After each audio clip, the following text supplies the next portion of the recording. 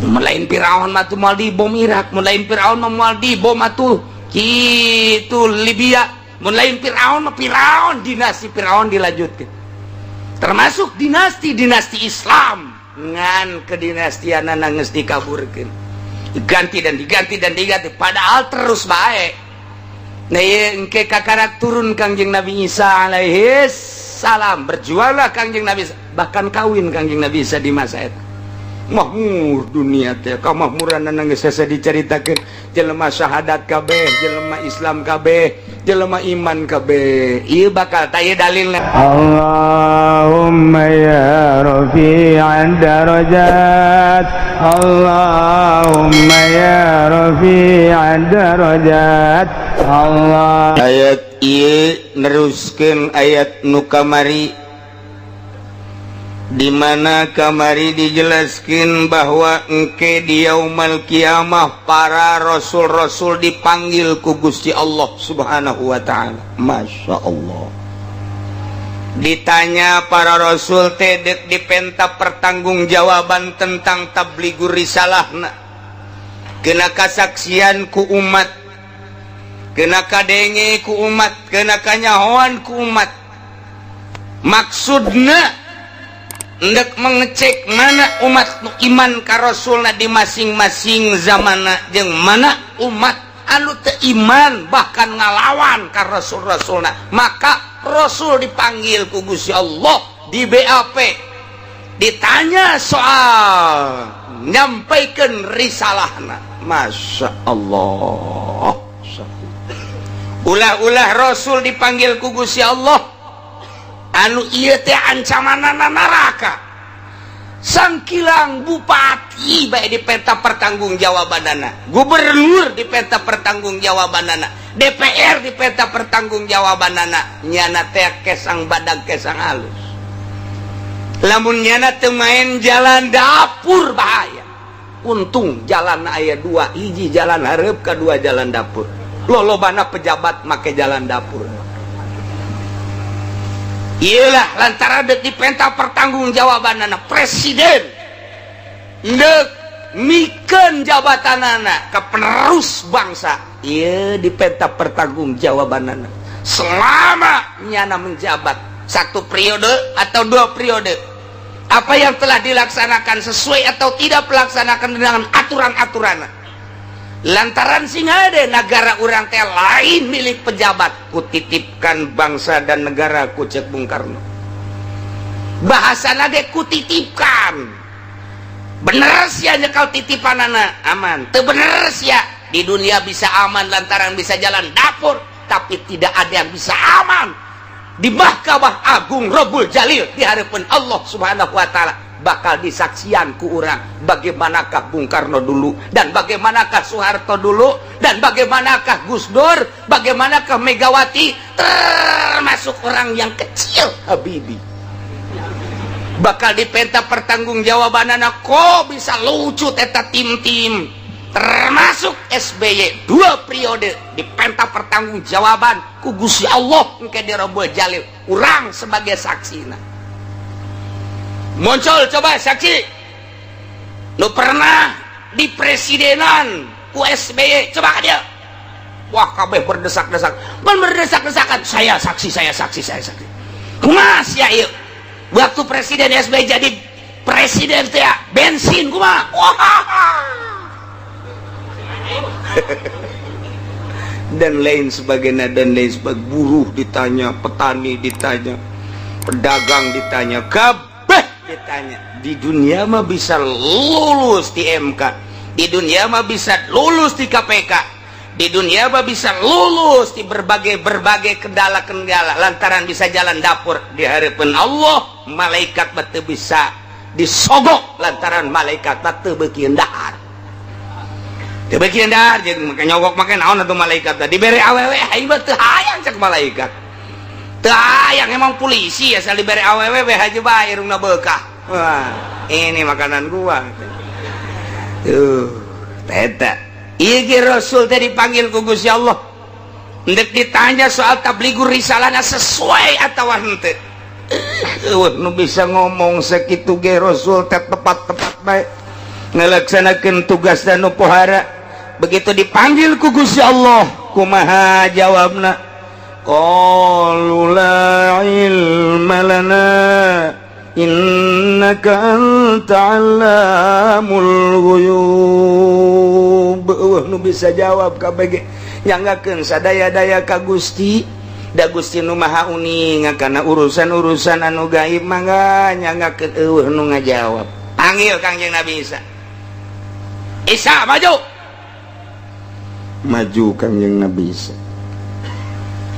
Tanya ku Gusti Allah, selama maneh hirup di dunia dijieunkeun pangeran ku umat Kristiani, dijieunkeun Tuhan ku umat Katolik, dijieunkeun pangeran ku umat Kristen Protestan. Nah, ieu maneh teh nitah ka umat bahwa maneh teh pangeran.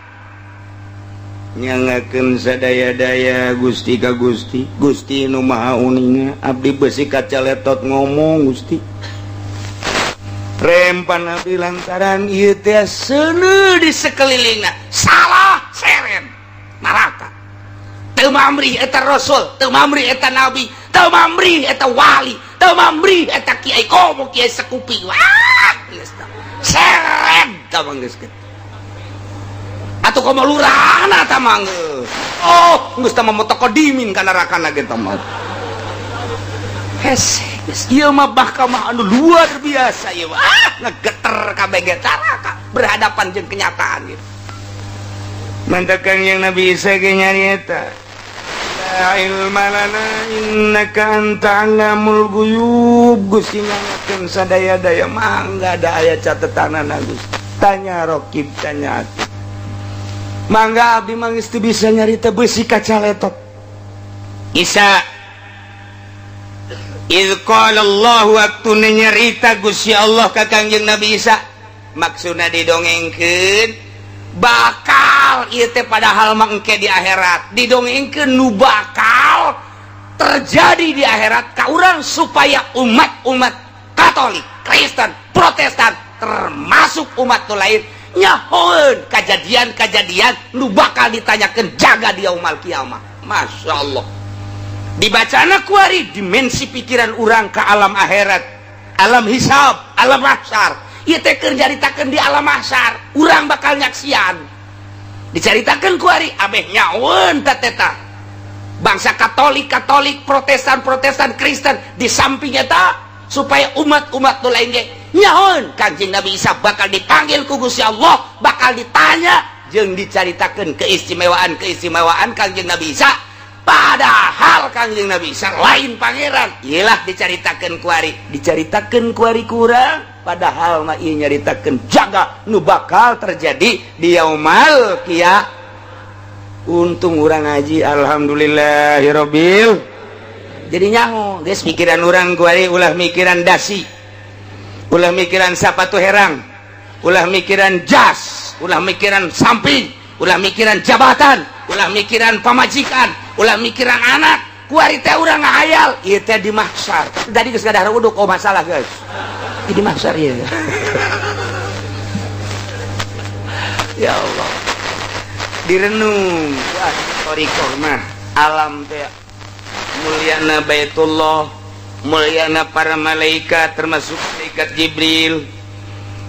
Kemudian direnung deui ku para waliullah mah Baitul Maqdis, direnung deui neraka, direnung deui surga, direnung deui mizan, direnung deui jembatan Shiratal Mustaqim, direnung deui ketika orang di BAP. Renungan-renungan etalah anu membuat dorongan ke batin seseorang nu ngerenung supaya bangkit semangat ibadah ka Gusti Allah Subhanahu wa ta'ala.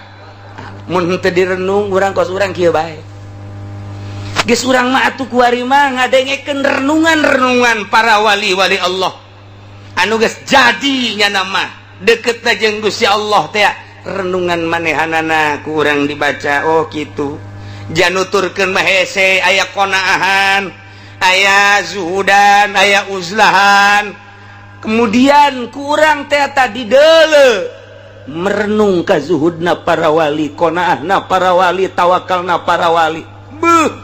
hese jasa lantarannya nama keur carita zuhudna bae nu aya bagikeun nu eueuh ulah diteangan saha jelemana satangerang coba ulah budak sakola geus sama sakola mah ngeueuh jurusan kiai bae nu aya jurusanna eueuh hiji-hiji aja nu aya bagikeun nu eueuh ulah diteangan teu coba teu mah bukan naon tugas kitu mah eta orang Cisoka tong ngomong bukan naon tugas kitu mah imang dek lain nyaritakeun boga nanaon endek nyaritakeun ibadah ka Gusti Allah Subhanahu wa ta'ala eta cenah dahar mun masih keneh mikiran dahar sia ulah make norekat cicing sia ditu ngejedog tu ngojeg sia mun masih keneh nyaritakeun dahar nginum ngojeg di ditu ulah nyaritakeun torekat badeg pepegatan jeung dunia emang dititah ulah loba omong sia disoekeun sia ku aing can datang berarti ilmuna encan datang dahar mah nu ngaturna Allah lain urang nginum mah nu ngaturna Allah lain urang mah dititahna ge ibadah ka Gusti Allah cak Gusti Allah laksanakeun hak sia ibadah ka aing urusan rezeki aing nu ngatur ulah sok bilu-bilu urusan aing sia mah aing urusan aing ku sia dipilu-pilu aing urusan sia teu dilaksanakeun tolol sia urang lamun dikitu-kitu di akhirat je maju geus rarasaan teh rasa asana aing neraka geus boga nya ge rarasa asana sabaraha taun je hirup di dunia 60 pake naon lolobana hirup di dunia dagang hasil dagangna pake meuli sawah hasil sawahna pake kawin ka karaon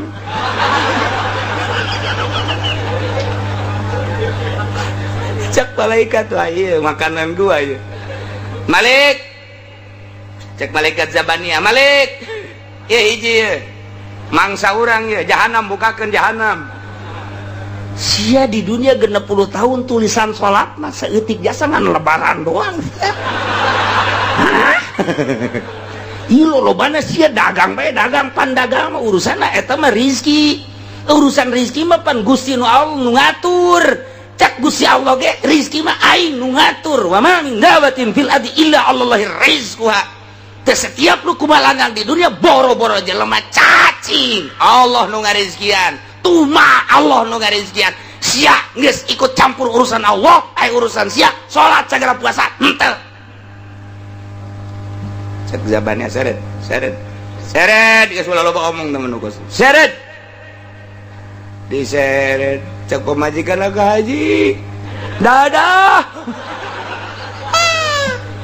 cek haji sial dadah sia gege makalna di BAP ya sia aduh eta urang lamun diinget kadinya Masya Allah endeu kumaha nu mantak direnung ieu keur cai renungan para wali teh ngerenung mun aing di BAP disaksian ku manusia triliunan ke nu nga-BAP na malaikat perintah Gusti Allah salah neraka beuh ieu aing hirup coba eta hana sugih henteu kadaan lamun sugih onaman cara batur seubeuh di dunia pan aing mah nya capek mamanggul waluku nya capek nutur-nutur buntut kebo nya capek aing dahar ge nganjeng lauk asin bae ai di akhirat dia kos kieu eta renungkeun ku urang salamet moal aing sih Masya Allah lamun urang ngarenung ka dinya ketika urang ditanya sia sok ngaji kan ka Cilongok sok make motor naon Scoopy menang ti mana ngredit teu nya hos yang ngredit haram hah mun urang ngarenung ka dinya Gusti Allah meureun cilaka geus lah Scoopy jual ngredit nu gede deui ya Allah ilah renungan-renungan jadi urang teh kita ngerenung alam dunia renungkeun ku urang nu amal bakal kabawa ka alam akhirat renungkeun ku urang eta teh tafakur teh ngaranna tafakur jeung muraqabah diaturlah ku ahli-ahlina yakni para wali-wali Allah jalan untuk usul ke Gusti Allah 3 hiji tafakur 2 muraqabah 3 zikir mah tama jangan ngabenturan nafsu-nafsu urang zikir mah jangan benturan dong, la ilaha illallah perjalananana anu kudu dilaksanakan kurang, zuhudna, qanaahna, tawakalna dan lain sebagainya. Ai sakadar zikir doang mah zikir. Watuh urang ge aing ngariung ka dulu cau ampuna gede panjang zikirna. Mun cau nu laletik teh cau naon kana? 11. Zikirna 11 bae cau na ge laletik ieu mah. Eta zikir urang.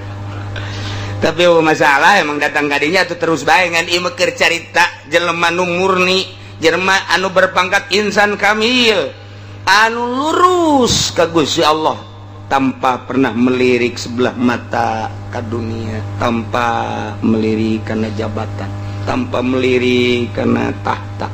Hiji be Allah. Kayak nu kurang ngerek di hawalan teh jelema nu model kitu. Masyaallah. Nah ya Kanjeng Nabi Isa dipanggil ku Gusti Allah ditanya, Ya Isa bin Maryam azkur ni'mati 'alaika wa 'ala walidayk idh ayyatuka biruhil qudus. Keistimewaan Kangjeng Nabi Isa alaihi salam di dunia ayat 7. Keistimewaan Kangjeng Nabi Isa di dunia ayat 7 sangat menonjol, luar biasa, di luar jangkauan manusia, di luar konstatir manusia. Hese neangan tandingna model Kangjeng Nabi Isa alaihi salam. Tapi kan datang ke kiwari mual ayat tanding Kangjeng Nabi Isa, maka istimewana dibuat di Al-Quran nu bakal kadenge kurang engke dipenta pertanggung jawaban di harapan Allah di Rabbul Jalil. Urang kuari geus nyaho keistimewana 7. Hiji, hei Isa putra lalaki Maryam, inget anjeun karena nikmat kaula nu telah diberikan ka anjeun jeung ka indung anjeun. Kudu disyukuran nikmat tersebut. Kaulan wagung cek Gusti Allah melen mere nikmat ka anjeun 7. Hiji, Isa inget anjeun iz ayyatuka biruhil qudus.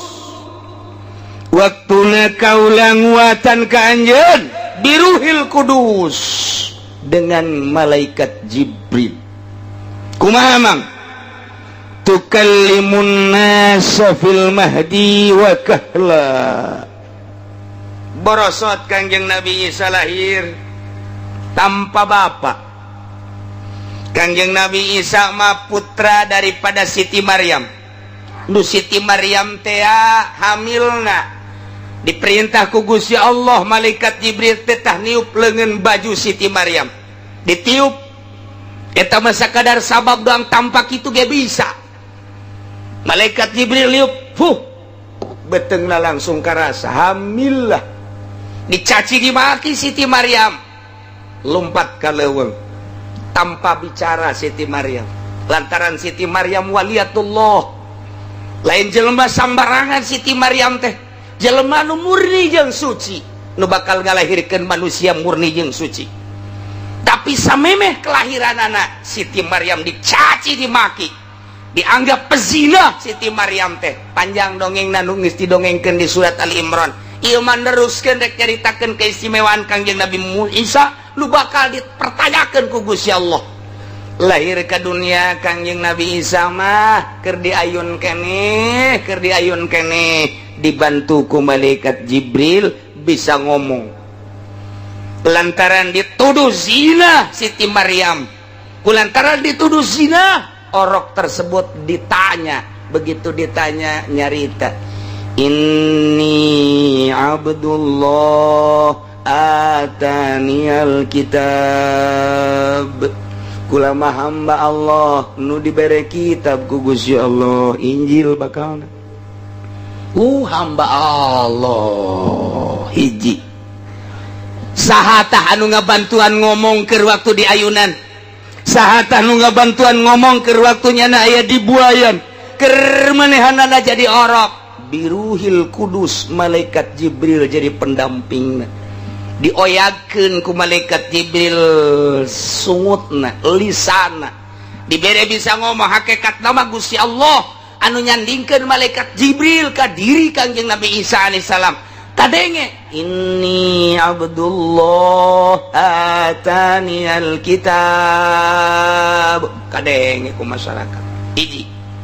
Nomor kaduana engke bakal nyarita deui nu sarua bahasana wakahla setengah tubuh. Ieu ayat wakahla nandakeun yufidu nuzulahu qabla sa'ah bakal turun deui Kangjeng Nabi Isa memeh kiamat. Lantaran aya bahasa wakahla. Wakahla teh umurna setengah tubuh. Kangjeng Nabi Isa waktu diangkat ke langit ku Gusti Allah dikejar-kejar ku Yahudi umurna 33 tahun 3 bulan 3 poe. Itulah Kangjeng Nabi Isa diselamatkan ku Gusti Allah kuari aya di luhur langit.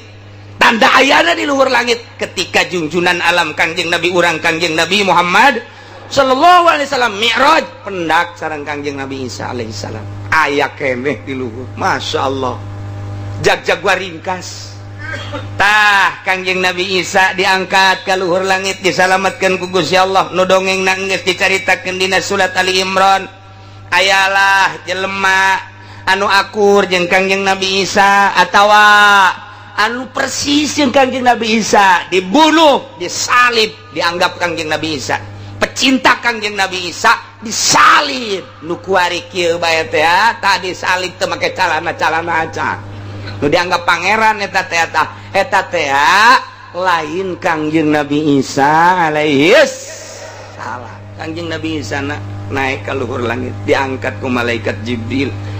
Iyalah ta ai iz ayatuka biruhil kudus ai nguatan ka anjeun cak Gusti Allah hai Isa dengan dibarangi kuruhil kudus tukallimun nasa fil mahdi anjeun bisa nyarita waktu keur di ayunan wakahla anjeun bisa nyarita anu sarua bahasana ini Abdullah atani alkitab ketika anjeun diturunkeun di langit ke dunia engke di akhir bakalna dunia kacau balau anu luar biasa di mana-mana huru-hara sekup lati mimiti sekup keluarga RT desa kecamatan kabupaten wah tuntutanana macam-macam ekonomi lah tuntutanana politik lah dan lain-lain macam-macam antara negara ribut walut dunia Islam terpepet anu bener-bener hayang nyalametkeun agama lumpatlah ke Mekah tanda jelema bakal lalumpatan ke Mekah Mekahna sekitar haram bakal dilebaran di kuari geus mulai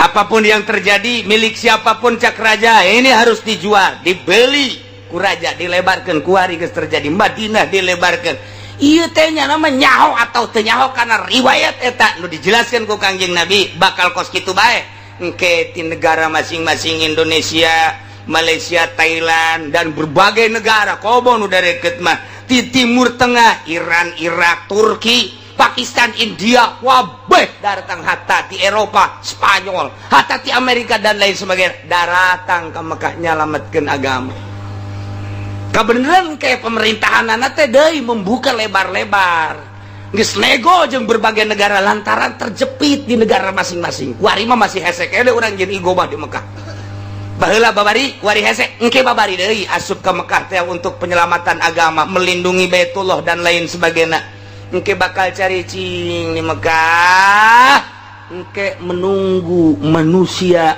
adil Imam Mahdi kenu bakal didongengkeun di Qurtubi turunlah Imam Mahdi untuk melawan musuh Allah ialah Dajjal turun Dajjal tekuat Imam Mahdi turunlah Kangjeng Nabi Isa alaihi salam Kangjeng Nabi Isa engke turun sanggeus turun ke hararudang nu aya dina surat Kahfi yakni ashabul kahfi Muksal mina tamliho martunus saribunus dunwanus saribunus kafiar kapsatat tayatatea kabeh hararudang untuk menjadi tentara Allah mengikuti Kangjeng Nabi Isa alaihi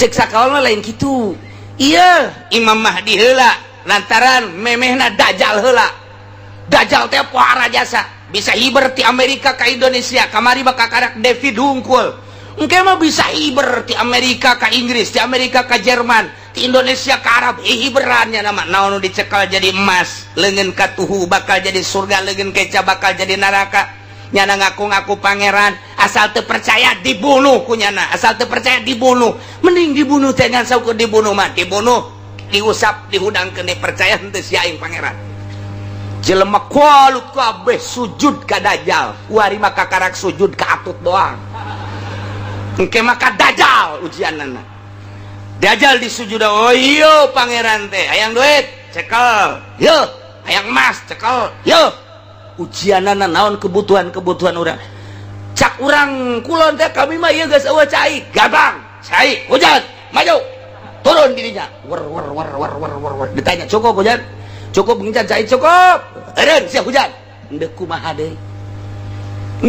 deui kuari mah kakarak impes daging bae ge sarujud jelema kakarak bunga bang bae ge sujud kiai nu haram-haramkeun dicaci dimakeun teuing aing mah kerasa siang kamu disidang di hadapan Allah aing geus nyampaikeun ka sia tapi awas ya kuat kita sia nang tangan siksa Allah nah ieu kuari geus sararujud ka nu kos karar itu jabatan disujudan tanpa jabatan moal dahar murtad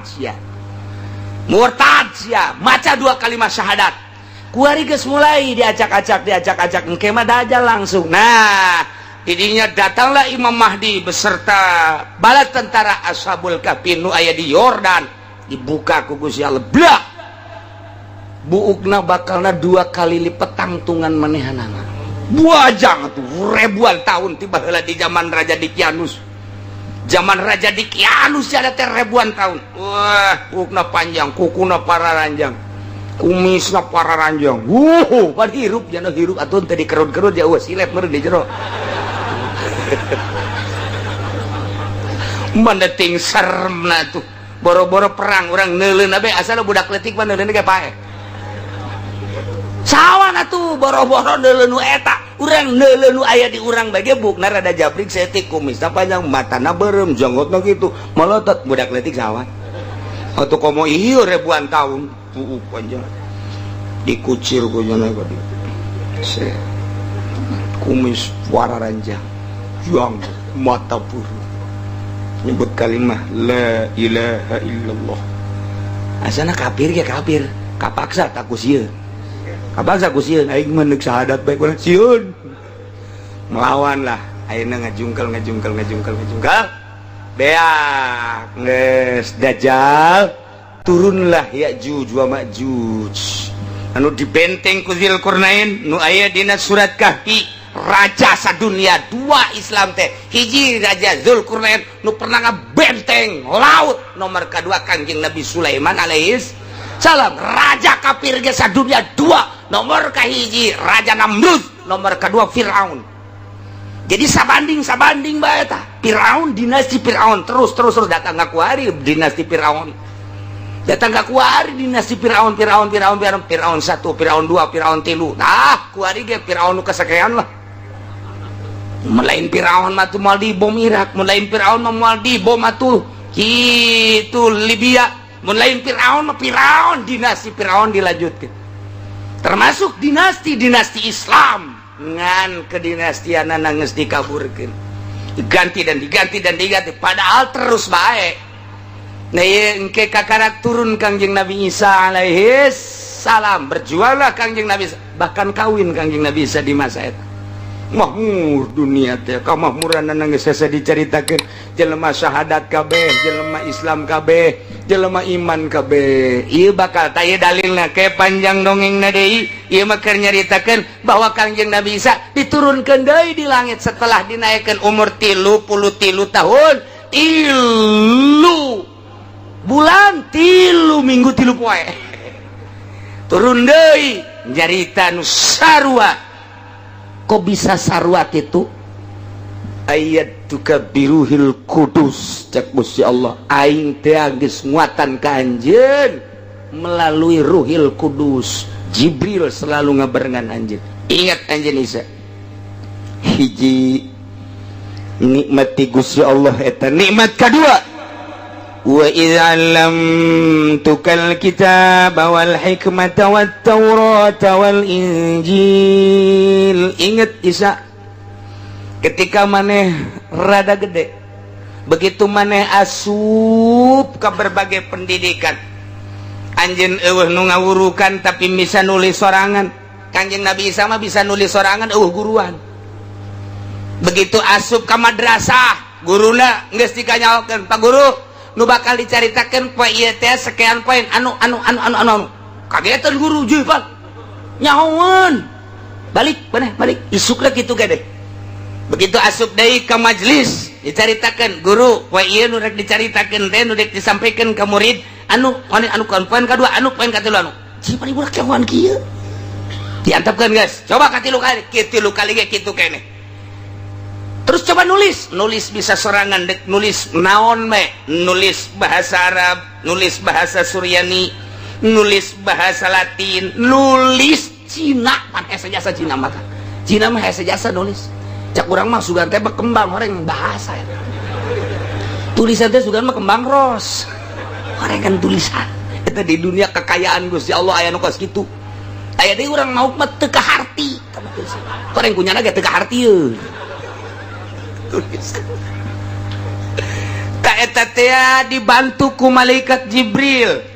Sehingga nulis naon bae jana teh paham, bisa ngarti. Ya Allah ya Rabbi, keistimewaan Kangjeng Nabi Isa lain lalawara. Bahkan nyaon nu diayakan nu di kantong anjeun teh eta teh aya kertas tulisanna di jero anu kageteun jelema jiban. Bisa nyaho kitu Isa ieu. Ya Allah ya Rabbi, wa iz 'allamtukal kitab. Tadi mana? Di jero naon pesak anjeun, kantong anjeun tah aya kertas 2 lembar, tulisanna tulisan Arab, bahasana nu dicaritakeun anu kageteun panjelema. Kageteun. Wah, Isa lain sembarangan jelema cenah ieu mah ieu.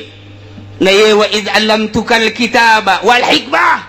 Jeung hikmah, kajadian-kajadian isuk bakal nyaho Kanjeng Nabi, kajadian nu bakal terjadi isukan geus nyaho, bulan hareup geus nyaho, ka tukang dicarita-caritakeun berhikmah. Artina jujur jasa, adil jasa, pas jasa caritaanana jeung kenyataan hikmah haram. Lamun nyarita isukan hujan, tepat. Bulan hareup bakal terjadi anu, tepat jasa. Hikmah ngaranna. Di benak hati anjeun teh tah aya terselimet ka dieu, mang ka dieu. Kunaon? Di jero hati anjeun gugula ka nyawa. Aya naon? Hayang kawin jeung urang Subang nya. Oh, sia sok loba omong. Ka nyawa. Ka nyawa. Masya Allah. Eta teh nang Gusti Allah. Ingat Isa ketika maneh ku kaula dibere nyaho.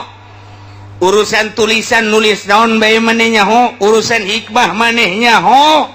Bahkan wat Taurata wal Injil, kitab Taurat maneh mapan nyaho, maneh nyaritakeun ka umat anjeun dina kitab Taurat diturunkeun ka kitab ka Kangjeng Nabi Musa mah eusina sakean dibacakeun ku Kangjeng Nabi Isa. Teu pernah belajar Kangjeng Nabi Isa tapi bisa. Masya Allah, urang mah belajar datang ka kolot teu bisa-bisa, datang ka kuari teh teu bisa-bisa bae geus, jang ngajina nundutan bae teu bisa-bisa. Aduh, masalah sih, masalah lah. Cara iki suka mal ngaji atau lo sih mal ngaji. Beki bodoh atuh sia. Sakitu ge ngaji bodoh komo teu ngaji. Anggeus sana tuh. Waz-Zabur jeung kitab Zabur nu diturunkeun ka Kangjeng, wa Taurat wal Injil. Berikut Zabur ge nyaun diturunkeun ka Kangjeng Nabi Daud, komo Injil mah nu diturunkeun langsung ka Kangjeng Nabi Isa alaihis.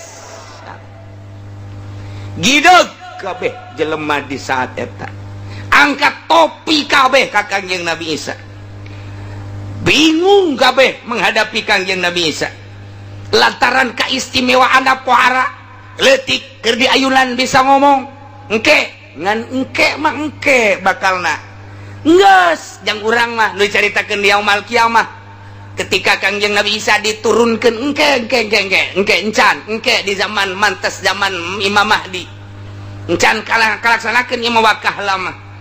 Nomor kaduana Kangjeng Nabi Isa bisa nulis berbagai bahasa, tulisan-tulisan bisa.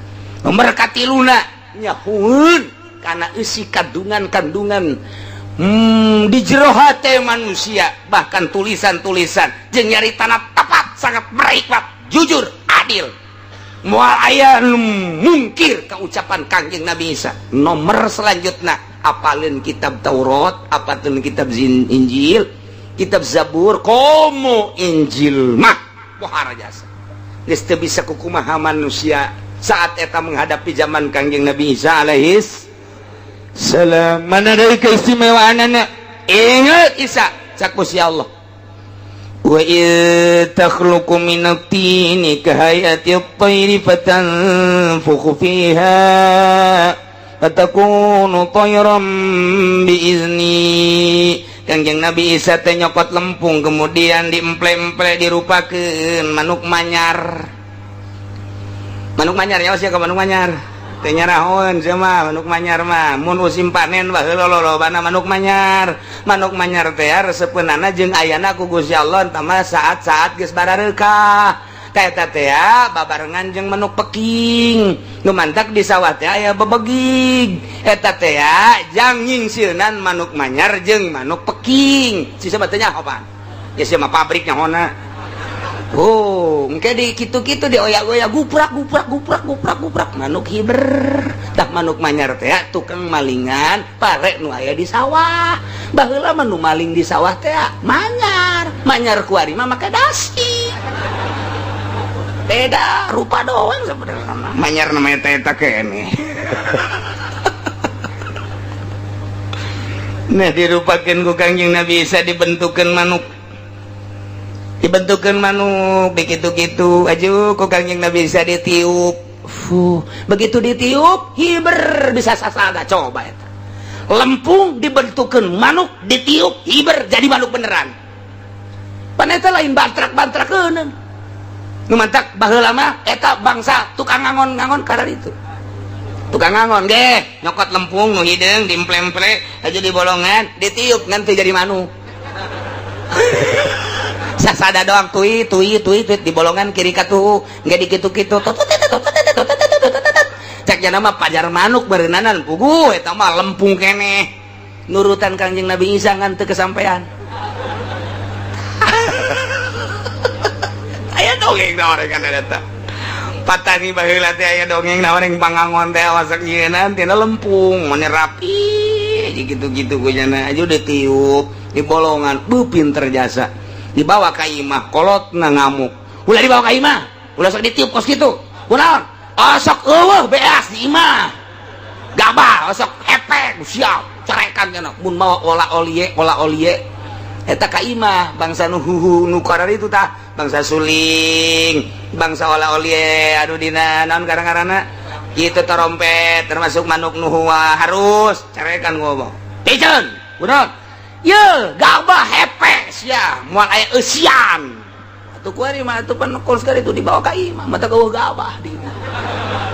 Gabah, suling dibawakan ka imah, gitar dibawakan ka imah. Baheula mah anti imah diasupan ku nu geus kitu. Mata budak angon teh neundeuna ge jauh ti imah besi dicarekan ku abah. Kuari mah abahna suling sia ka mana coba aing nyobaan. Ye tolol bapak. Beda zaman kamari ieu.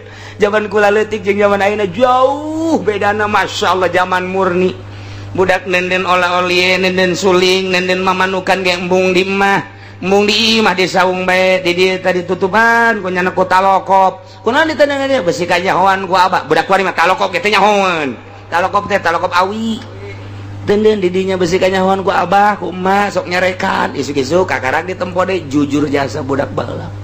Masya Allah embungin mawanu kitu ka imah besi teu dahar cak tadi. Ieu keistimewaan Kangjeng Nabi Isa nyeun mamanukan tina lempung ditiup hiber sasada jadi manuk beneran. Tongkon ku jelema pohara jasa Isa. Tah eta keistimewaan Kangjeng Nabi Isa alaihis. Mana deui keistimewaan teh? Tambah deui keistimewaan anu nomor kalimana watubriul kaopatna watubriul akmah wal abrasa biizni.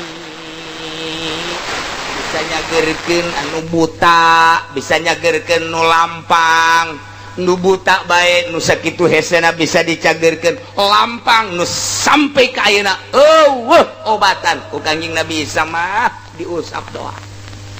Aya jelema buta usap Kangjeng saya muka, aya jelema lampang corop usap aya jelema kitu nu sok baruntung dan ngaranna lepra kusta lepra usap cager. Mau nyeri huntu mah di deuleu doang cager. Nyeri huntu mah geus asal di geus cager we. Ieu keistimewaan Kangjeng Nabi Isa alaihis salam. Masyaallah. Paling dahsyat deui nomor kalimat. Wa tukhrijul mauta biizni.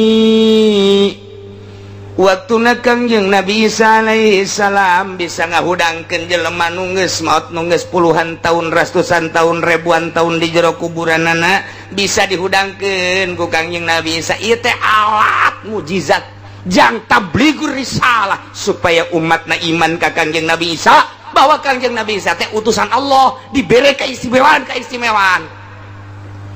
Coba Isa mun bener maneh Rasul Allah tah kuburan coba tah ulah nyieun manuk geus nyieun manuk mah jadi emplek-emplek itu kadeule tah di jero kuburan hudangkeun. Teh Kangjeng Nabi Isa mun kula bisa ngahudangkeun mana iman kami. Ditepak doang ku Kangjeng Nabi Isa. Ya sahibal maqbarah. Gub biidznillah. Bukanya nah. Nu kaluar teh jelema hideung kos orang Afrika nyanyi bari goyang-goyang tong teng tong teng tong teng tong teng tong teng tong teng tong teng tong teng. Eta kabeh gideung bae beuh Isa sihirna pohara amat sihir tuh. Padahal mah eta teh mujizat. Coba tanya. Cek kaumna ditanya, mananta saha anjeun?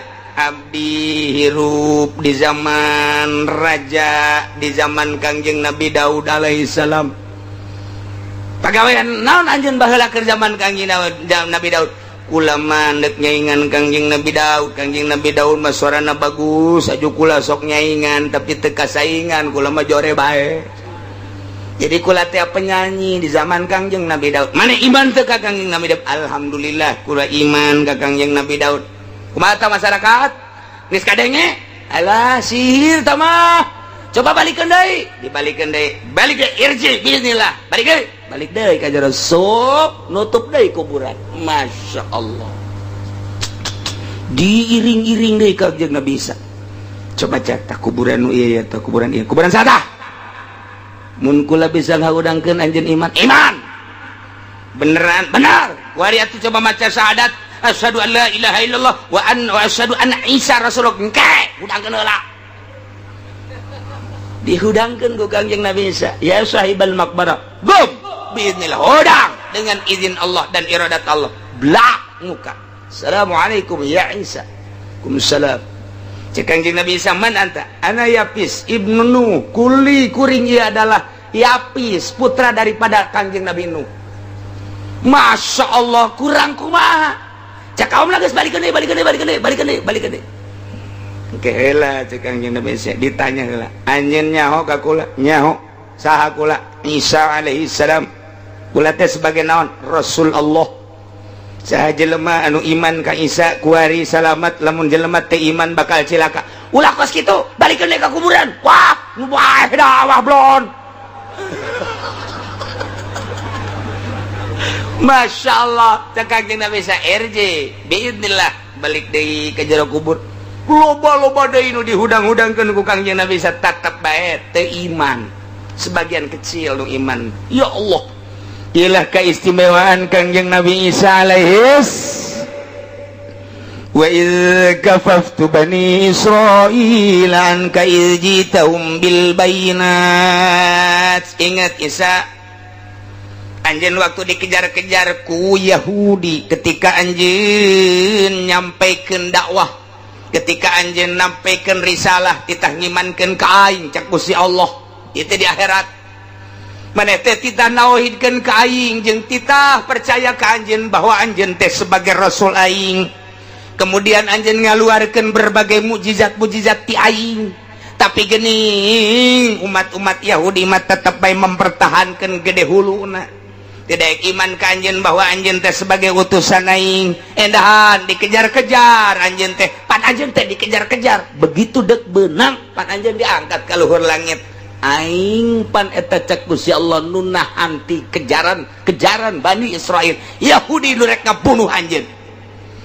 Ingat iz kafaftu ketika aing nahan Bani Israil ka Bani Israil anka terhadap anjeun hina amu bikotlika ketika eta Bani Israel dek ngebunuh anjeun ijitahum bil bayinat ketika anjeun menyampaikan risalah ka manehanana dengan berbagai mukjizat. Faqala alladziina kafaru kumaha cek jelema-jelema nu kafir faqala alladziina kafaru minhum in hadza illa sihrun mubin.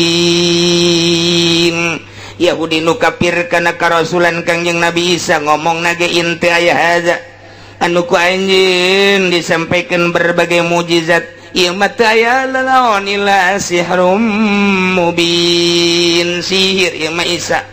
Dina hadis dina ayat lain mah dicaritakeun illa sahirum mubin ai sahirun mah isim fa'il mah berarti ka Kangjeng Nabi Isa na anjeun mah pasihir Isa percaya ka Kangjeng Nabi Isa alaihis keistimewaan luar biasa Kangjeng Nabi Isa. Hiji deui wa idza wahaitu ilal hawariyin an aminu bi wa bi rasuli. Ingat anjeun Isa ketika kaula ngawahyuan ka kaum hawariyin maksudna mere ilham amartuhum ala lisanihi aing marentah ka kaum hawariyin atas lisan Kangjeng Nabi Isa supaya minubi wa bi rasuli ariman anjeun ka kaula ya ka Gusti Allah jeung ka Rasul kaula dibere ilham qalu ngucapna kaum hawariyin teh kumaha amanna washhad bi annana muslimun. Kaum hawariyin teh pengikut-pengikut Kangjeng Nabi Isa ashabu Isa wa khasu pengikut Kangjeng Nabi Isa anu kuat imanna ka Kangjeng Nabi Isa alaihi salam anu dibere kaleuwihan kaistimewaan terus tutur-nutur Kangjeng Nabi Isa iman dibere ilham ketika kita iman ka Gusti Allah jeung ka Kangjeng Nabi Isa nyana ngomongna amanna kami iman ka Kangjeng Nabi Isa iman ka Gusti Allah iman ka Kangjeng Nabi Isa alaihi salam. Kemudian wasad saksian ku anjeun Isa bi annana muslimun kami mah jelema nu muslim iman ka anjeun iman ka Gusti Allah jeung iman ka anjeun saeutik kaum hawariyin teh nu ngabantu kana kalangsungan dakwah Kangjeng Nabi Isa alaihis. Kumaha eta cek kaum-kaum Nasrani dulur kebehan. Ingat tiba heula datang ke kiwari asana zaman mencatat eueuh duana manusia model Isa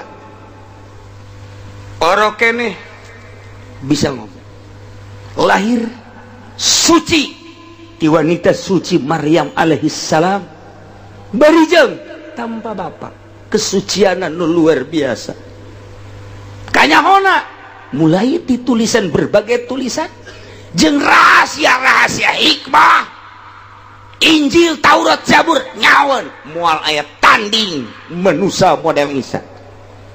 Kemudian nyana bisa nyieun hewan bisa ngawudangkeun jelema nu parareh ratusan tahun ribuan tahun bahkan keistimewaan nyana bisa hiber bisa nyiples guys.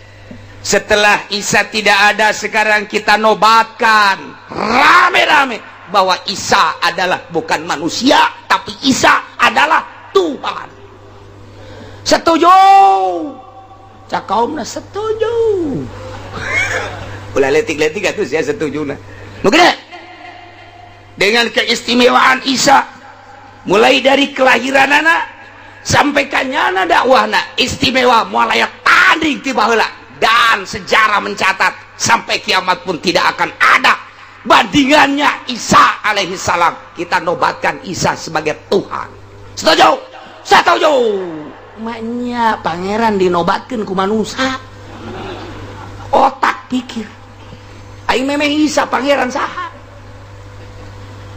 mainnya manusia Isa manusia dilahirkan hanya jadi pangeran teu kaharti ieu ayatna yeuh saking keistimewaanana bisa ngahirupkeun nu paeh bisa nyieun manuk dihirupkeun dan lain-lain sebagainya hikmah nu geus nu encan bisa kanyawan ku Kangjeng Nabi Isa ja lukis kieu mah adalah pangeran kita nobatkan Isa adalah Tuhan pembantu Isa Rohil Kudus Tuhan pencipta alam Tuhan Allah Tuhan tiga Tuhan Allah Rohul Kudus Jibril dan Isa tiga menjadi satu Tritunggal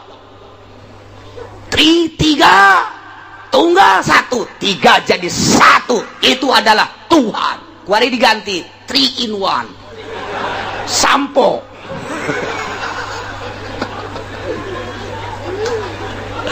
Masya Allah ini baraca ya orang Kristen ya keistimewaan ya nu paling pakai dalil adu kekuatan yang Islam di Amerika William mengatakan tidak ada manusia seperti Isa sebab mana manusia yang bisa membangunkan orang yang telah mati padahal Tuhan Syekh Abdul Qadir leuwih dahsyat tibatan Kangjeng Nabi Isa lamun Kangjeng Nabi Isa mah ngahudangkeun jelema gum biiznillah Kang Syekh Tuhan Syekh Abdul Qadir mah lain kitu gum biizni tandingan ku sia Tuhan Syekh Abdul Qadir Kangjeng Nabi Isa mah gum biiznillah hudang dengan izin Allah Tuhan Syekh Abdul Qadir mah aing mah moal make biiznillah biizni aing mah gum biizni hudang coba eta jang nandingan Kangjeng Nabi Isa besi dianggap Tuhan Allah nyiptakeun Tuhan Syekh Abdul Qadir nu matak di break up teu menang berkumandang Tuhan Syekh Abdul Qadir ajaran-ajaranna di berbagai daerah naon sebabna sebab Kristen bakal kaledek lamun itu mah seorang rasul Syekh Abdul Qadir mah umat daripada Kangjeng Nabi urang Kangjeng Nabi urangna beuki leuwih pohara mun daekeun umatna bae gumbi inilah gumbi ini gitu lain biinilah deh Masya Allah nah cek William tidak ada manusia seperti Isa sebab burung diciptakan dari tanah buburungan ceknya nak buburungan mamanukan siapa buburungan heran aing hese teh bahasa Melayu segala buburungan kan urang mah mamanukan ayeuna mah burung-burungan henteu menang buburungan salah tamun buburungan burung-burungan aing mata kararese bahasa Melayu mah geus hayang aing lah kecuali aing bahasa Melayu nu internasional bisa aing kitu mah bangsa Melayu cengkareng gondrong bolang teu hayang aing mah teu hayang mata aing teh dikembangkeun ka situ yo gua cariin lu aigok di sini eta mah ka aigok Masya Allah ka hayang urang mah ulah maka aigok kan aigok mah Sunda ya lu kemana ayah yuk lu gak ada gua nggak lihat lu kemana ayah ya dari tadi gua di sini iya gua nggak kelihatan ya cuma ke pasar doang sebentar sepatan itu bahasa asal gus kos itu sepatan guys tapi lamun gondrong lain deh kemana apa kemana tong apa ini lu dari mana tong oh dari sono kenceng jasanya cepat sakumaha kereta bis wae Masya Allah cepet jasa masuk tong masuk tong lu sama siapa tong aduh aing mal deui ngobrol jeung nini hese di gondrong mah hese jasa jeung nini nu baheula teh waduh cepet jasa gondrong mata aing teh hayang aing malah gondrong kos gitu jasa cepet jasa du ngomong sok meureuk marah bae pan mentak nu geus hayang aing Betawi ya deh Betawi lain nu mantak ulama bisa ge Indonesiana intelek bisa ngan tilok dipake jadi pohon deui eta tadi aya buburungan gitu kan urang ngapan ngeunaheun mamanukan ngeunaheun kan tapi kan di Indonesia mah lain burungan burung-burungan sabodoh lah kumaha sia bae cek William tah bisa nyeun mamanukan tina taneuh kemudian ditiup jadi manuk beneran saha eta mah teu kudu Kangjeng Nabi Isa Kipalak baheula Kipalak Bogor anu tadi diasupkeun ka botol teh tak Kipalak tah nu Soeharto Soekarno teh datang bae ka Kipalak. Soekarno ira hayang datang ka Kipalak. Masya Allah matak dibere ilmu na ku Kipalak. Soekarno teh termasuk Tiki Hairun lain letik-letik jelema Kipalak lantaran bisa asup ka botol eta manuk dicekel ku nyana batu di kieu-kieu bisa jadi manuk. Kipalak kata komo atuh itu mah Syekh Maulana Hasanuddin mah waktu dek tarung jeung rawayan jeung kitu pucuk umun rawayan boga ilmu pucuk umun teh sadeuleu matanyana bisa hiber eta ilmu pucuk umun dites ilmu pucuk umun mah 40 imah lamun geus bisa nyebrang 40 imah eta berarti geus lulus kumata kuari di rawayan mah imah kudu 40 bae. Eta teh ilmu pucuk umun ngaranna jang leng-leng nyaritakeun ngetes ilmu pucuk umun 40 imah deuleu hiber mun geus ngalengkah 40 imah berarti geus bisa diteruskeun kuari ge masih keneh engke ka ditu deui satungtung deuleu sak hiber ditandingan ku Syekh Maulana Hasanuddin di tandinganana ngadu kotok itu mah kotokna geus jago menang male. Sedengkeun Maulana Hasanuddin mapan teu mawa kotok jalak biasa culak cilet Maulana Hasanuddin leh cek Maulana Hasanuddin aya balokeng ye balokeng bae di kieu-kieu hei balokeng sia jadi kotok jalak berem kongkoromo hebat atuh boro-boro Kangjeng Nabi Isa Syekh Maulana Hasanuddin nu belah dia putra daripada Syekh Syarif Hidayatullah bisa nyiptakeun kotok jalak berem ti balokeng kakarak manuk manyar temlah kecil nama gos gitu mah tuh balokeng begitu diadukeun atuh balokeng mana eleh atuh deuk kumaha elehna aja balokeng nyinganan atuh tinggal sama Maulana Hasanuddin we mantep biasa ye kotok cek cenah ieu atuh batur mah teu jarahoeun pan nyana doang nu nyaho moal eleh kotok aing mah kajian kumaha ge bener baik lantaran nu eleh tanding kedua minggu hareup hari Jumat badasar tadi tukangan Banten aya kadinya tanu rame ya oke geus balik nu eleh nu menang tarung kedua kali bingung ngelehkeunana kumaha aja lain ilmu leutik-leutik ya ilmu pucuk umun teh nah aya Ki Soleh Gunung Santri asistenna Waalaikumsalam bangun puyengkeun amat jeung bingungeun amat aya naon Sultan pan urang Jumat pas asar kado kotok di ditu ai si eleh ulah bingung cek Soleh tuh bagus Soleh ai kitu sia boga kotok henteu pana tuh bisa ngaulah bingungeun kula bae jadi kotok bisa sia bisa coba buktikan Bismillahirrahmanirrahim bismillahi wa bi'aunillah wa bi mali teruskan ku aing sia ta direkam sia aya babacaanna bi'aunillah wa bi qudratillah wa bi terus bismillah doang babacaanna ulah napas bismillahirrahmanirrahim bismillahi ay bi'aunillah wa bi qudratihi wa bi iradati dan lain sebagainya 9 moal diteruskan sia mah emang kitu bae ngajina guguru nembung coba cek Sultan brek jadi kotok ngan kuari mah jalak hejo tadi jalak berem balokeng atuh pan balokeng mah berem kuari mah jalak hejo cek Sultan Banten sia aja pisan ilmu sia tapi lamun lain dek tarung ulah wani-wani sia nyarupa kotok di hareupeun aing dipencit sia ku aing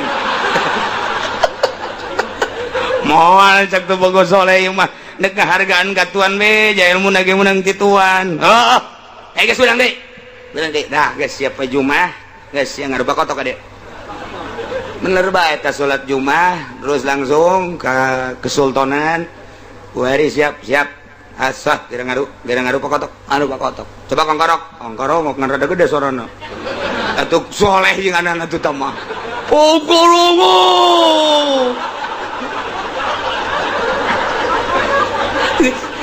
Sultan Maulana Hasanuddin ulah pati lu kongkorong kieu aja ngadu mah ngadu wae Masya Allah dibawa ke Tuan Syekh Sultan dijingjing ayo di kalangan geus gede hate moal eleh kotok aing pokoknya nama nu eleh baca 2 kalimat syahadat tanggung jawab kotok aing moal eleh cak pucuk umun ulah sombong helanan kotok aing teh menang malena bulanan tahunan geus bake awi buta awi dempet geus macem-macem tah eta mun aya awi buta awi dempet eta pucuk umun eta kepercayaanana wari lompat ka Cikupa baroga urang Cikupa tolol teh Cikupa. Nah diusap-usap make eta cak pucuk umun aya ngado wah ear-earan atuh jelema sabuatan tumplek kabeh wah tuh bagus soleh ngadu dah itu geus kongkorongok deui nyaman teh itu kongkorong nang tangan pan kotok teh pan kitu bener teh atuh siapa osok ngeuleuh jing pemain kotok kabeh horenganan Masya Allah. Nah, tidinya kongkorok pas. Iya, tuh bagus soleh. Kongkorok sih sekali mah. Kongkorok. Kagetin orang pucuk umum gitu amat ya. Asalnya lain suara kotok teman. Dar diadukan. Eleh heula, lain eleh semua eleh. Kapacok heula. Wah, urang pucuk umum surak sia lalab beakeun geus kagitik deui kakarak mulai atuh jelema jingan sepira ngalawan ku otok atuh cia dah eta mah atuh tangkisanana jeung sepakanana kos lain kotok bae kos lain kotok tapi disepak siat guliting keluar kalangan. Wah, cak pucuk umum parah mati sepakan. Wah, lain bantrak-bantrak ke 5 kotok. Cekel deui kotok, diadukeun kalinya. Buak, disoekeun burak. Aduh, cak malasan itu kitu-kitu deui atuh. Datang ka ucutan kieu ieu bohong. Datung geus eleh pucuk umum, sadat. Tetep bae teu daekeun sadat sakali deui. Nista maja utama ngan teu dilanjutkeun ku Maulana Sabdin akhirna tetep datang ka kuari pucuk umum ieu mah keur carita naon boro-boro Kangjeng Nabi Isa Syekh Abdul Qadir bisaeun termasuk Sultan Maulana Hasanuddin balokeng ditepak jadi kotok Syekh Muhammad Soleh ngarupa jadi kotok kecil tamah make jeung di pangeranan Kangjeng Nabi Isa kakarak bisa sakitu bae ge. Nah berarti teka harti ku jelema nu lurus otakna nu lurus pikiranana nu iman ka Allah jeung iman ka Kangjeng Rasulullah Muhammad sallallahu alaihi wasallam manya aya pangeran dinobatkeun manya aya pangeran jajadianan ku sebab boga kaistimewaan dipangerankeun teka harti sing hade na ieu lah kuari merajalela Tangerang dikuasai pembangunan gerejana sing hade geus urang tingali di Sumarekon tinggali di BSD di berbagai daerah gereja maruncul padahal bupati na muslim padahal DPR na muslim mayoritas padahal camat na mukmin jeung muslim padahal urak na muslim tapi kok tanda tangan nyana teh waniun 10-20 juta atau mobil ratus juta awak na dek dibeuleuh di neraka jahanam inggis amat aing boga lurah kitu inggis amat aing boga bupati kos kitu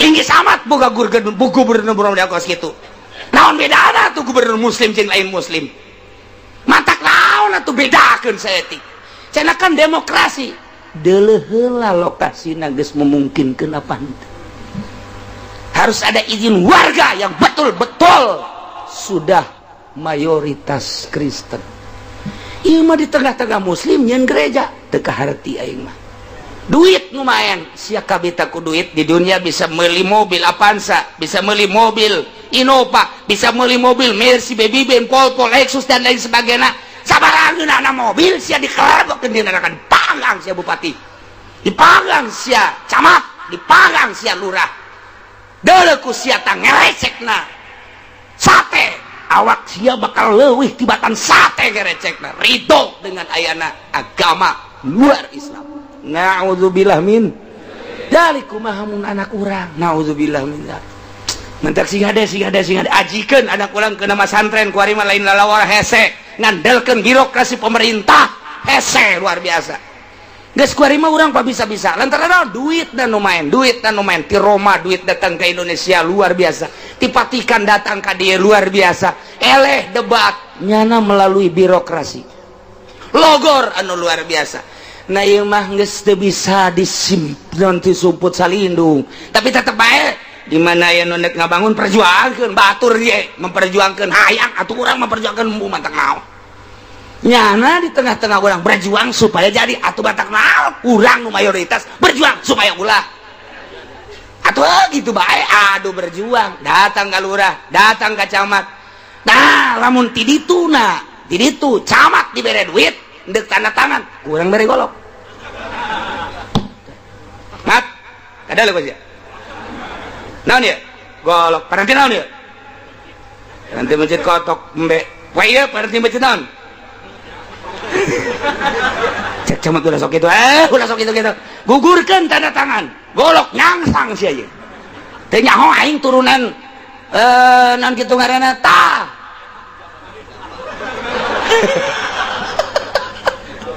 Masya Allah, sia mun teu nyaho aing urang tereup. Teu nyaho sia galagat orang tereup sia, aing mah kajenting paeh ge sabilillah asal ulah jadi gereja. Awas sia beuheung sia urang mana sia camat? Di pan ieu mah bupati dah ku aing dirisekeun. Atuh ngomong-ngomong ngeulanan urang. Jang naon kajawaraan teh tah kos kitu. Ai di pabrik ku tutang ketenteng. Hanya hayang jadi satpam doang golok nyangsang ai ieu diantepkeun. Hudang tereup. Hudang waru. Hudang pasar kemis. Di pasar kemis mah tilok ieu gelut dengan menangan doang. Pasar kemis mah ai gelut mah tilok ngan jadi raja, eta urang pasar kemis. Nu gelut mah urang sejen. Tapi nu jadi raja orang pasar kemis, belum tak pasar kemis. Gailah kercarita dinobatkan menjadi Tuhan teu kaharti karena boga keistimewaan dinobatkan jadi Tuhan. Menya pangeran dinobatkan ku manusia. Tetapi ai katutupan mah pan batin masya Allah geus datang ka kuari didawahkeun kuari ge. Sehingga deh besi aya nu make baju putih ka luhur hideung ka handap. Sehingga deh anak orang bejaan Kristen dah. Kristen, brak kiai kebenaran makan nu kitu. Sehingga deh dah. Oh, ieu mah paingan sekupi ieu mah ya. Ndailah caritaan dina Al-Qur'an nu bakal ditanya ku Gusti Allah jada yaumul kiamah, nu bakal disaksian kadenge ku urang kabehan, urang memeh kiamat jaga geus nyaho heula ti heula nyaritakeun keistimewaan Kangjeng Nabi Isa nu kemudian dinobatkeun ku masyarakatna menjadi Tuhan, Tuhan Allah, Tuhan Ruhul Kudus, Tuhan Anak atawa Isa. Ulah urang mah pangeran mah hiji. La awwala lahu wa la akhir. Awalun bila ibtida wa akhirun bila intiha. Hiji bae Allah Subhanahu wa ta'ala. Urang kudu percaya ke Rasul-Rasul Allah, percaya ke Kangjeng Nabi Isa bahwa Kangjeng Nabi Isa lain pangeran, Rasul Allah.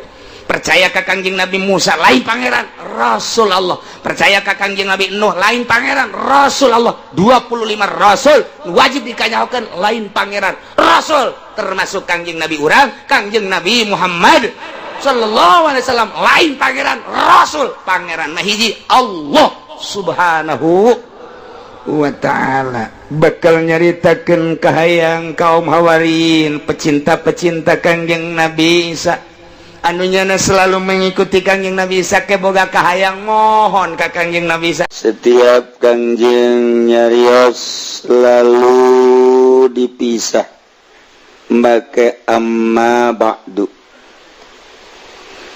Mantaku orang guari diturutan maka amma ba'du. Macana lamun nurutkeun ceuk alinahu ulama ba'd.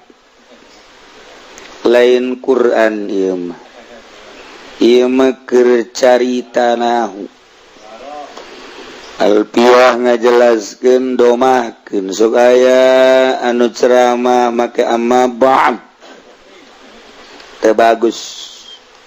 Amma ba'du lamun maca Quran gagarak mim ba'd, tapi ieu mah babacaanana keur carita babacaanahu amma ba'du. Ulah dipaksakeun amma ba'd. lamun eta kompetisi coret merah aya kiai aja ama ba'd coret merah jadi teu bagus amma ba'du macana kitulah diatur ku ahli bilagah likulli magol wa likulli midan rijal tiap makom aya makolna jadi orang makomna ieu mah makomnahu amma ba'du henteu cenah kula mah deuk amma ba'd bae atuh sabodo sia ngancak masyarakat nu nyaho kiai bodoh mantan geus kitu teu maju bodoh lantaran kudu amma ba'du amma ba'd emang salah sok sia mah sok aju hayang disesuaikeun sungut na meureun sia mah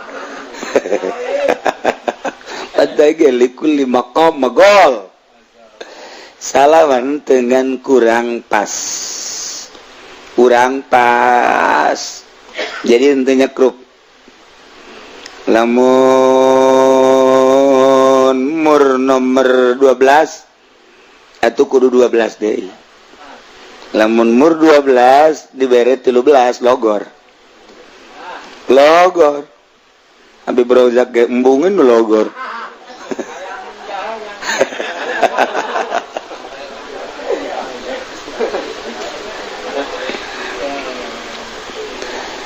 tawakulu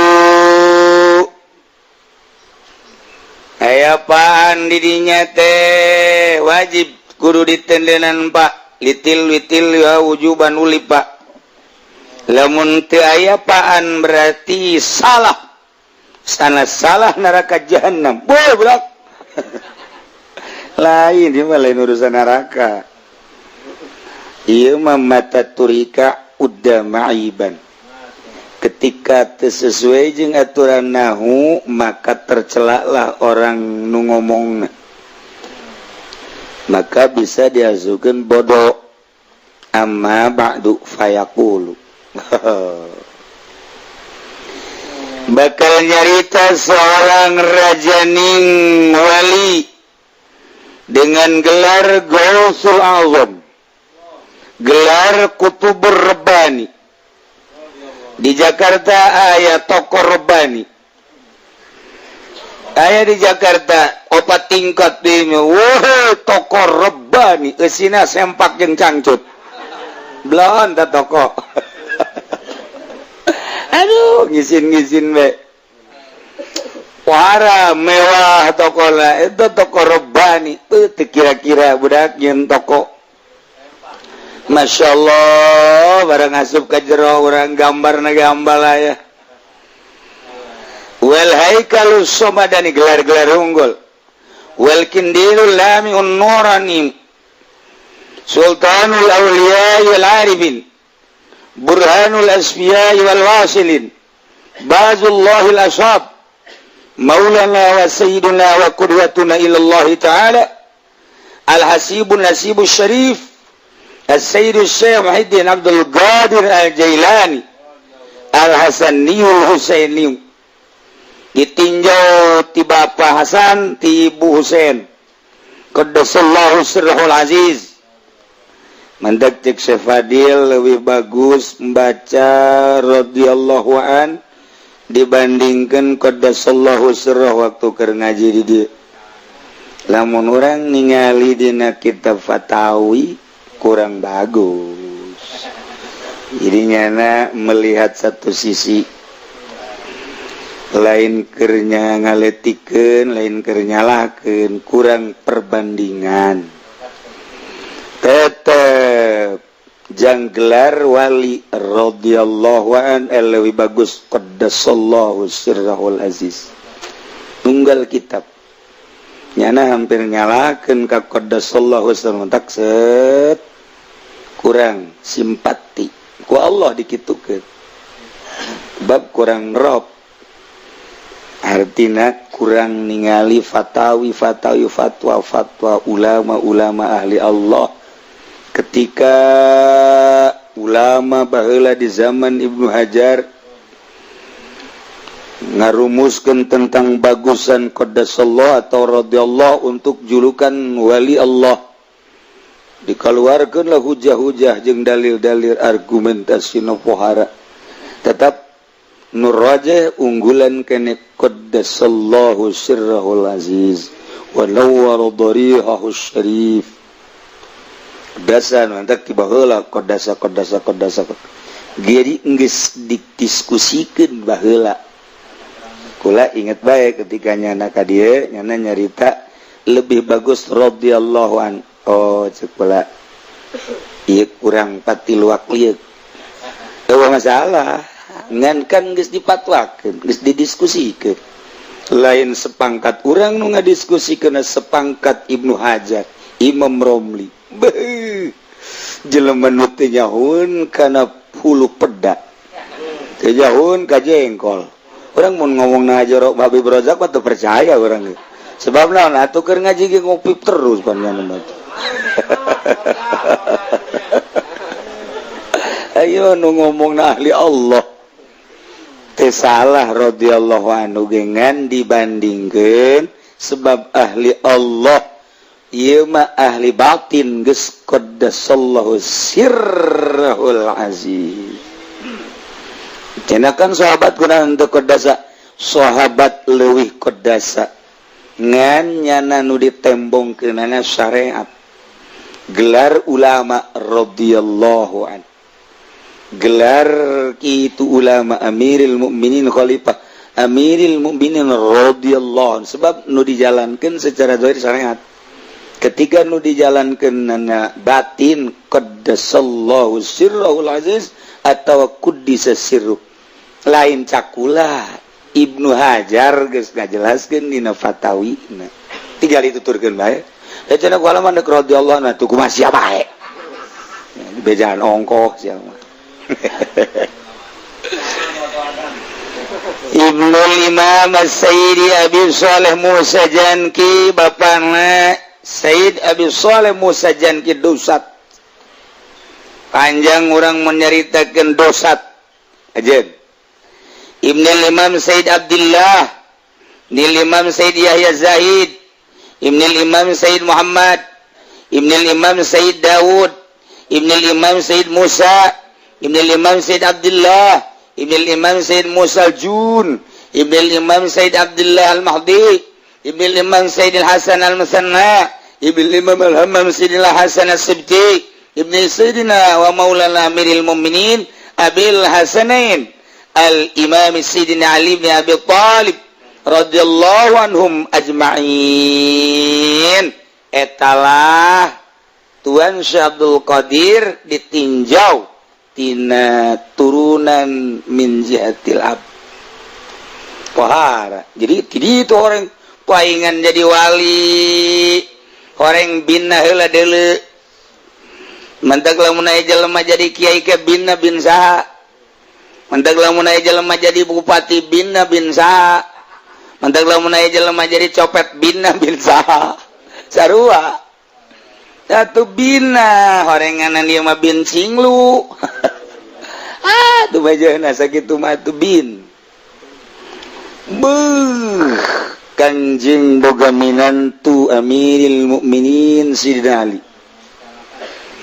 Sidina Ali teh boga anak Sidina Hasan boga anak Sayyid Hasan Al-Musanna boga anak de Sayyid Abdullah Al-Mahdi boga anak de Sayyidina Musa Sayyid Musa Al-Jun boga anak Sayyid Abdullah boga anak Sayyid Musa boga anak Sayyid Daud boga anak Sayyid Muhammad boga anak Sayyid Yahya Zahid boga anak Sayyid Abdullah boga anak Sayyid Abi Shalih Musa Janki boga anak Sayyidina Sayyid Syekh Muhyiddin Abdul Qadir Al-Jailan Jailan eta jajahan Iran jadi orang Persia Iran mantak dibawa Jailani na kuarik mautna di Baghdad jadinya nama masantren datang ke terbalik deui urang masa minggu sakali balik geus ngancem bae ka kolot awas we saminggu ieu teu dikiriman awas kolot diancem ku anak blon balik deui langsung Baghdad. Masya Allah mantak jelana dibawa baheula antara Iran jeung Baghdad eta ngahiji terus pisah jadi dua Irak jeung Iran sarua itu sajajahan kemudian dibagi dua. Nah kebenaran jalan masuk perbatasan antara Irak Iran. Didinyalah lahir Tuan Syah Abdul Qadir anunya nama mejena kerulin letikene ngadenge suara ya Mubarak paget jana nyana keur letikene sekitar umuran 5 tahun 6 tahun aya suara tepuguh timbana ya Mubarak Mubarak kaget jana lumpat ka imah kaget suara ya Mubarak lumpat ku sabab ku saking sieun-sieunan naik ka para barang di para blok para muka rarasaannya kadeulelah jelema keur wukuf di padang Arafah umur 6 tahun geus bisa dedeulean gitu mata urang mah dedeulean teh kuntilanak pocong urang mah ieu mah blak geus dibukakeun hijab ku Allah bisa neuleun keur wukuf di padang Arafah kagetnya langsung turun bebeja ka emakna mak aya naon hari wes kan di ais ku emakna aya naon cing aya naon tadi ngadenge suara ya Mubarak kaget emakna ulah terus kaget sieun lompat terus ka imah naik ka para ningali nu keur wukuf di padang Arafah diusap ku mana geus ulah loba omong cek mana geus aya pirasat makna ge bahwa ieu budak teh lain sambarangan urang ge nu jadi kolot teh ka anak lain-lain pirasat kamari anu bebeja ka dieu aduh yai cenah aya lain deui pirasat teh anak ieu kunaon duit kula leungitan bae si pirasat lain deui cenah minta cai bae cenah kiai hari bare cai sugan meureun urang baheula kitu kanu kolot cek yeuna atuh sarua eta mah buah ragag moal jauh ti tangkalna uyah moal tees kaluhur sok inget ka ieu we dongeng teh aya jelema jadi kuncen kuburan kuncen dijarahkeun sugih nya ipang sugihna di lembur eta gara-gara nguncenan akhirna nyana boga anak hiji-hijina dede jeung nyaah aduh nyana nganasehatan ka anakna nak belajarnya ke ku abah dianterkeun ulah cara abah jadi kuncen ulahnya anak masing pinter ngajahan ngaji jadi ulah jadi kuncen cara abah geus bae abah mah geus nasib beureun mohon atuh bah akhirna langsung dianterkeun baheula mah tu naik begal himar dianterkeun masantren geus bae bapana balik deui pesantren di pesantren itu sok itu jauhnya bobokelan segala loba teu betah nyana pindah tanpa bebeja deui ka bapana lah pindahlah nyana pindah ringkid deui pindah deuk ka pesantren sejen ngan pas tengah-tengah antara pesantren nukunyana dipindahan jeung nu dipindahan begalna pae begal bae aduh jeung aya kendaraan hok jasa aduh ti jauh ka dieu itu begal diurusan guna lah dikubur bae lah jeung dikubur ta begal sisi jalan kubur nyana kieu bae merenung nyana teh merenung aing leumpang begal eueuh sapoe 2 poe 3 poe di dinya merenungkeun begal horeng aya nu ngintip orang anu ngintipnya na merenung gitu teh datang kadinya ditanya ceng kunaon cicing didinya aduh cenah ieu sa naon ieu kuburan sa kuburan nu soleh saknya teh lah kukulah keur di zarahan we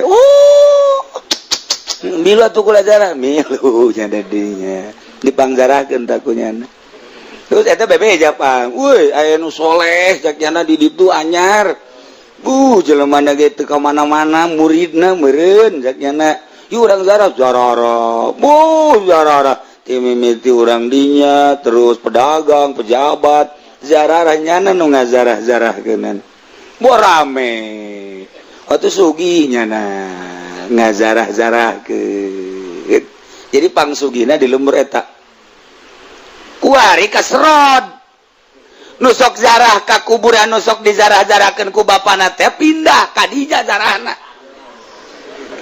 cak bapana sial amat ieu kuburan anyar persaingan ketat ya kok di DPR we gitu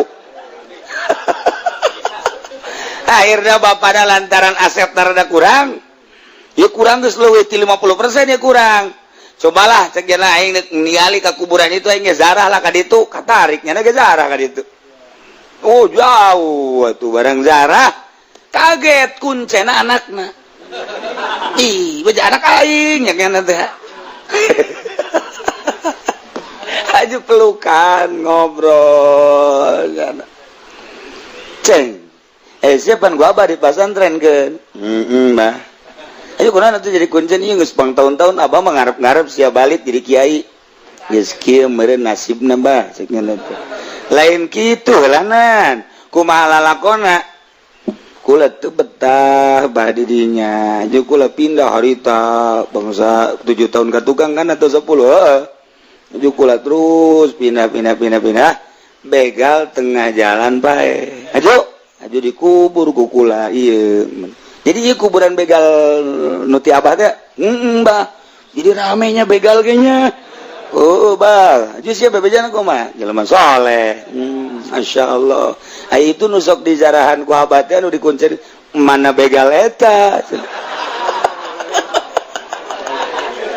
sial horeganan sarua kuburan begal ge be kan mantak ge buah ragag moal jauh ti tangkalna wajen ku kumaha ge kitu bae di ditu emak begal di dia anak begal sarua tah jadi kulantaran menang naon gitu ngaranna di Paraban menang hasil kuncen atuh jadi kuncen deui di dituna hasilna menang hasil ti DPR atuh anakna ge minimal jadi pemalingan lah ti dituna hasil menang polisi anakna minimal nyana teh meresan rakyat bae atuh kumaha ti dituna polisi deui abri deui emang karena itu atawa sanajan teu akur tipe karena mantap orang dek masantrenkeun anak sing ada biaya lamun hasil nyaloan anakna di pondokna jadi calo bae ulah eta sing ada eta nah ieu sing ada tah ieu urang teh barang dahar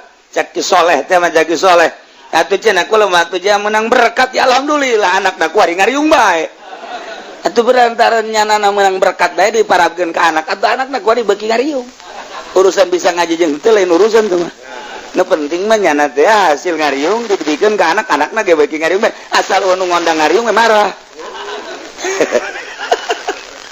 tah ti ngariung deui gitu mentak sing hade urang boga anak aya nu mere ieu ti pamarentah ti bupati teh lah ti dandim teh ti camat teh omat ulah dibikeun jeung ulah didaharkeun ka anak cukup urang bae legleg ieu taduh kunaon teh urang ge ulah silaka bensin dah nu mantap ku ari kiai jauh jeung Allah bensinna ti bupati sedengkeun bensin ti bupati mah jurusan ibadah sebab tina pajak ulah kaget lamun kiai lazat tina ibadah ulah kaget lamun kiai jadi sangheuk ku ari ibadah ulah kaget lamun kiai hudang ti peuting haju pulang nyana bensin lah 2 tak bensinna ulah sok disalahkeun kumaha aju suzon ka kiai deh kiai eta mah ngomongna sangeunahna bae cek nya mah kumaha meureunanan suzon bensinna merepet bau kana irungna ge dilumpatkeun gas pok bodet teh daek leumpang eta 2 tak eta gas kitu nah ieu kiai anu barang daharna ti pamarentah ieu bensin 2 tak hiji moal aya lazat ibadah cain cakula cek ahli-ahli Allah kumaha bensina nah iyalah lamun urang kira-kira kurang bagus ulah didahar ku urang ulah sok dibikeun ka anak urang ngadahar hasil ti pamarentah kemudian jadi daging jadi getih jadilah cai mani kemudian dijimakeun ka pamajikan terus bundal jadi anak eta bensin udang pemerintah teh jadi anak kuari anakna hayang namanya apa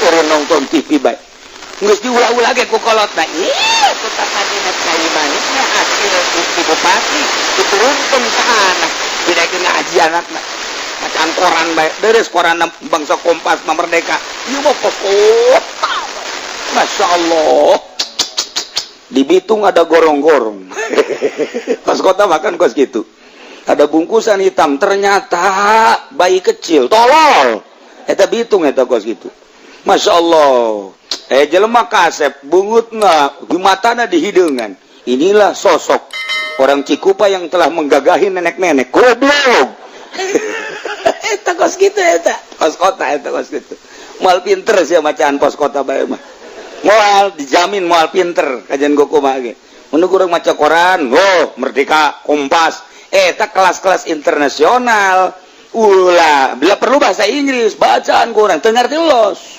baca geus urang woi pun rame amat ieu baca horenganan ti balik nyana bebeja ka anakna nak mobil ti balik mana tuh geuleuh bana di luhur atuh lain mobil nanti balik bah korana oh korana emang sia laki-laki horenganan bibrojak tuh gitu bodoh mah dibawa ke mana guys ya iya bapak nak kuncen anak nak jadi kuncen meujeuna nah wa inna nasaba waliyati hadratis sirina wallahu a'lam bissawab